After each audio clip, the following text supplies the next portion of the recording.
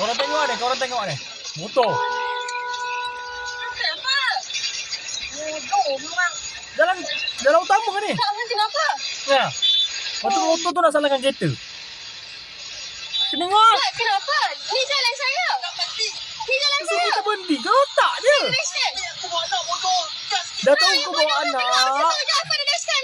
You dah gila. Apa cerita? Kau dah tahu kau bawa anak. Kalau nak keluar sempang, ada kenderaan berhenti dulu. Ini tak kau suruh jalan utama berhenti dulu. Macam mana tu? Kau suruh jalan utama dia berhenti dulu. Bagi alah macam-macam lah Kau dah bawa anak. Kau bawa anak kau tu. Dah tahu ada kereta ke apa. Kau slow lah dulu bagi kereta lepas. Ni tak. Kau nak marah orang tu. Macam gampang tu. Alah, hai. Dah tahu salah, nak salah. Macam mana? Nak betulkan benda yang salah, macam mana lah nak hantar. Hai, macam-macam lah Alah, hai. Dah nak tak pakai helmet.